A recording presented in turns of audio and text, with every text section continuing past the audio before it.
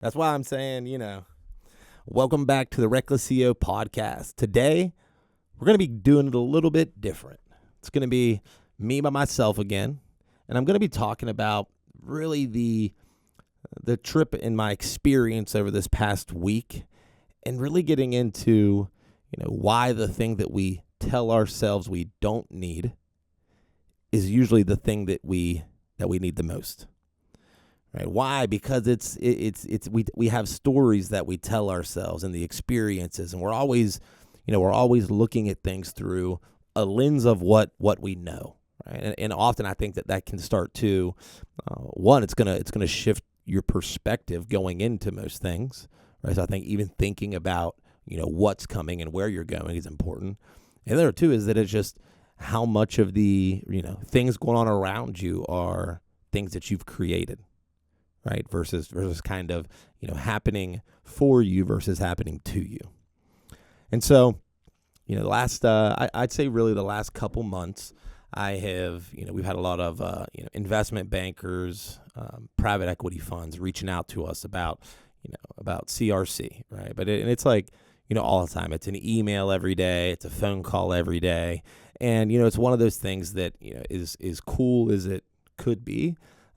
There's a lot of things that still have to happen for that to be something that's really moving, right? And so, as much as I like hearing that we're needed, or that somebody might want to acquire us, it's the same thing. If someone's always selling you something, pushing you something, and I try to filter through these things. If someone reaches out to me, I'll ask them a couple questions and just try to gauge, like, is this serious or is this just another person reaching out? Because before I even understood this game of merger and acquisitions, or started to experience kind of that level of it, right? Like, I had no idea that selling a business was something that you could do. Right? And my dad and my uncle, they had a bar, and they got into some construction, and and obviously I always looked at business as this thing, like, if they grew it to some point, then they're just going to hand it to me, and then I just kind of hand it off to the next guy, and it just kind of goes down the line. But the more that I've learned about this game, and the more that I've studied it, and trying to see what the market's doing, the more I realize that it's no different than a roof, a salesperson selling a roof, right? Like, they're gonna go out, they're gonna knock doors, they're gonna find a qualified lead. If that lead qualifies, they're gonna try to sell them or extend their services to them, get them to use them, and then they're gonna convert them, right? And the game of buying and selling businesses, it's the same way, right? There's people out there that are looking for businesses that qualify, that they can take that and they can, present that to somebody that might want to buy them. And so it's really, it's a shift in mindset, really. And so I ended up, this gal's coming back and forth, and I have all the conversations that, I'd had with people. This is probably the most, I'd say the most kind of relatable. He seemed like he aligned with the things I was saying. And, part of what they do is say, hey, listen, come down to this workshop that we're going to be putting on. We've got you a ticket. We'd love for you to come down. It's down in Atlanta.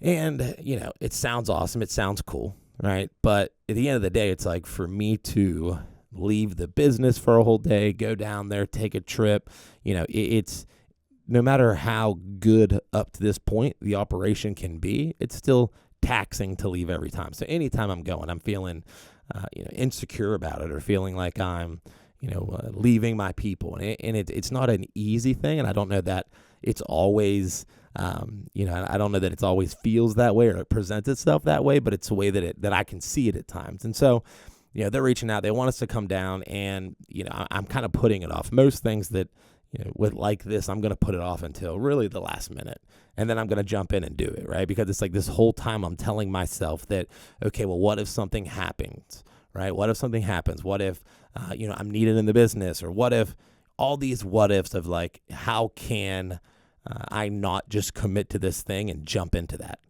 Right? And it's easy to kind of kick that can down the road. And so they're asking us to come down, and I literally put it off until 2 days before it. And I book a plane ride down to Atlanta, and then leaving that next day. And so, I'm excited, but really pretty unsure of what all this is really going to be like. And, so I end up getting on the plane. I'm flying down And I show up, and we're at a high rise in downtown Atlanta. Right? I just came from being on a plane and traveling for 3 hours. So I get in there and I walk in the bathroom and literally take a little sink shower in the bathroom there, get myself ready, and throw myself on a t-shirt and a hat, and I walk upstairs. I walk into the room, and there's probably 60, 70, 50 to 70 people in there, I would say. Right? A couple, all tables with a little spot where people are speaking up front, and every single person is in a shirt and tie and a suit jacket. I had on Yeezys, a pair of blue jeans, a gray tee, and a black hat. So it stood out, right? Immediately, I'm like, oh man, like I don't deserve to be in this room. All these guys are, I started to think all of these things about, the way that I showed up. Why didn't I expect this? And why didn't you look into the invite to even start to put those things together, right? But it's like it's where I was at, right? I show up there and here I am and from this room thinking now I just look uneducated and just look like, I'm not going to be, know as much as all these people around me, right? And so, we're going through it and, they're talking and, they talk about just everything with it, right? And, I get an hour or so in and I'm like, man, like this is really cool and it's valuable and everything. But man, I don't really want to stay a whole nother night. Like I kind of want to get back. I kind of want to, I take what I can out of this, right? So I jump on Delta and I'm looking through. They actually had a flight back out that evening at like 10:30. And so I was like, you know what? I should be wrapped up with all of this enough to jump back on the plane and fly back tonight. But I've always had this weird, for me, when I look at this, taking a trip, and I think this is where a big perspective shift for me was that, when I look at this trip, I've always looked at things as if I'm going to a destination, I need to set, some time, like it needs to be a 3, 4, 5 day thing. I'm going to go there, spend time, do all this, and then, come back. And so I've always hesitated to like do certain things or jump into certain things because of the time allocation. And I don't know what it was, but there was just this paradigm shift literally on the plane when I thought to myself, a plane is just kind of like a time machine. Right? If I look at, I got to get somewhere, it's going to take me, 8 hours to get there of driving, right? If I can jump on a plane and do that in an hour, well, that's like time travel, right? So it was like a perspective shift of thinking like it can be a day's trip. It's just a way of communication or transportation. And I realized that a lot of people probably think that same way. I had multiple people reaching out to me and say, man, that's a long trip for just a day, isn't it? And it is, but it isn't, right? Because I was able to jump, I was able to go to the airport in 15 minutes. I jumped on a plane that was an hour flight. I jumped back off. So I had a total of a couple hours in the whole thing, which really wouldn't have been much different than me, driving out to a job site and driving back and stopping a few places. Right. And so it kind of changed the way that I was seeing, which that was one reason that kind of helped me even book the flight that night. Cause I'm like, man, I'm going to stay here. I'd rather just spend the extra money to change it than get a hotel and then transport back to the airport in the morning and then fly back home. And it seemed monotonous. It was this kind of idea that, that now that I understand that a plane is just a way to, travel space and time, it's like now maybe I'll do that more often. Maybe I'll take a flight down for a business meeting or start to, extend myself and expand myself into getting into these places, right? If I want to go meet with somebody and talk to somebody, I've always had this idea that it's got to be a trip, right? Well, it's like, maybe there is required a night to stay or whatever it is, but it's all right to go to a place, meet at a place for an hour, and then go back to where you're at, right? You have to make sure that the things that you're doing is a, return on your investment. Don't just go down and go wild and think that that's okay, right? I mean, maybe it is okay. So whatever you like to do. But in my mind, it was like this idea of now I can just go down and meet with people. So if I can find somebody in a market that maybe I'm not working with yet, well, now I have a way of, hey, listen, I'll come down for a day and meet and, then I'll come back. So that was a big shift for me. And so all of this and as we're sitting in there and they're presenting and going through all this, I asked a couple questions and they were asking questions of the room and, they put us in some small groups and, everybody's kind of talking and going about it and talking about their business. And a lot of these people are 45, 55, 60-year-olds, right? A lot of these businesses are 10 years, 5 years, right? Like these people are older than me. Their businesses have been around longer than mine. But as I'm having conversations with these people, I start to realize how far along we are, right? There's things in our business that we have, structured since day one to with this idea of an exit in mind. And I had a mentor that kind of exposed me to it. And so once I, have seen that, I started to, think of it differently, right? But even in saying that, even with planning, right, there's still a long ways we are away from, where we really want to be. Right, but I tell myself that, I'm getting down there and everyone there is probably going to know more than me. I walk in and I'm underdressed, but it was also, where I'm not saying to show up underdressed like that all the time. That's not always the best way. But I will say that it was almost like the purple cow marketing idea, right? It was like, the elephant in the room is loud and everyone can see it. Right? The purple cow in the room is interesting, and everybody wants to learn a little bit more about it, know a little bit more about it, right? You need to, even looking at your business, right? How can you market your business like the purple cow, right? It's just a little bit different. It's not, if I would have maybe acted a certain way, or like the shirt and hat could have not done well for me. But once I got to have these conversations and, meet people, and it was funny because every person I would talk to, I'd bring up the fact that I was underdressed. Right, to kind of make ground of like, hey, this isn't really the way I show up. I just had no idea. I flew down this morning. I'm flying back out tonight. Next time I know, right? If we're in a high rise on the 80th floor that's all glass, I'd prefer to be blending in a little bit, maybe. Still maybe thinking purple cow, right? Maybe a little tie that stands out, but it's a way that just separates you, right? But these conversations, people coming up to me, we're talking, and I realize how far along we are. Right, I realized that, man, we're actually, there's some people that's been in this game a lot longer than us, and we are further down the road for them, and we have more opportunity for growth and more, projection. Right, and so no matter what I thought I needed or didn't need, or what I was going to learn there, right, because part of that too is going down and say, is the information even going to be worth it? Is the information even worth my time? Is it going to be things that I don't know, or do I know?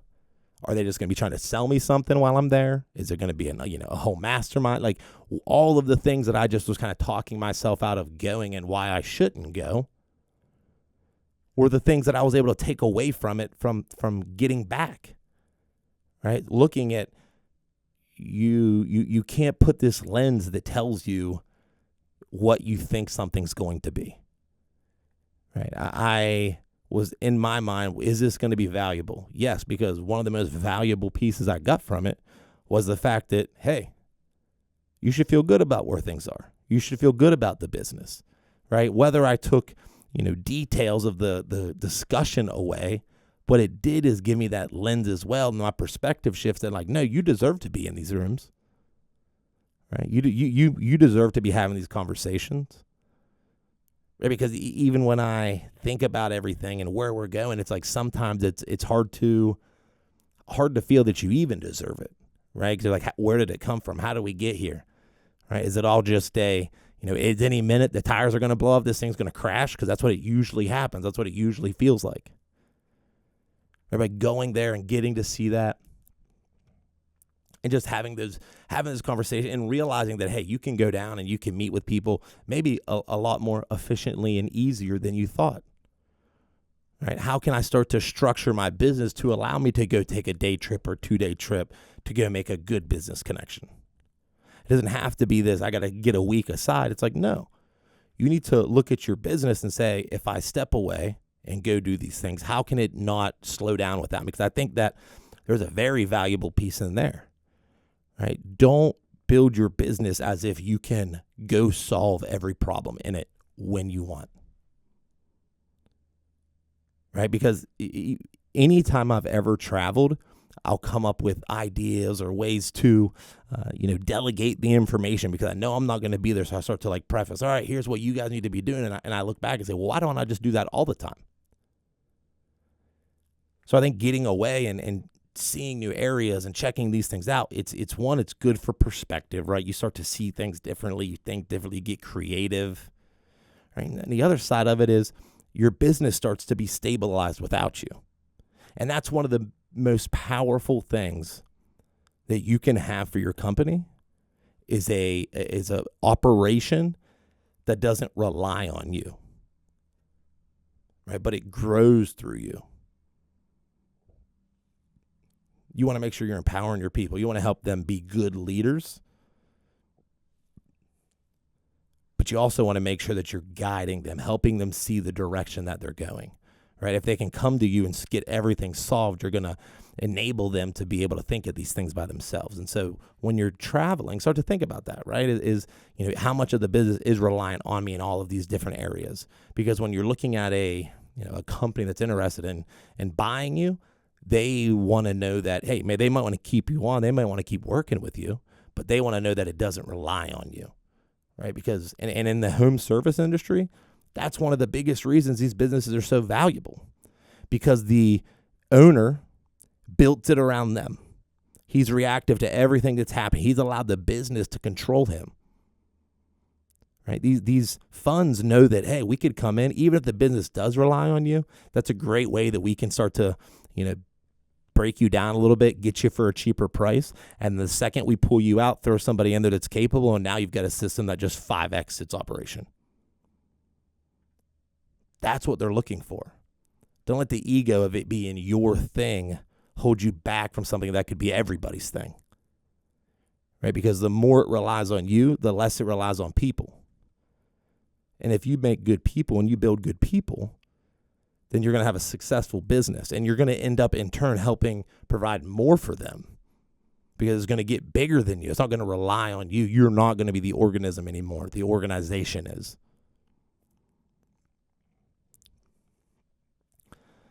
And so I'm going to leave you with three ways to kind of change your perspective maybe, right? One is going to be, what are the things that you're avoiding?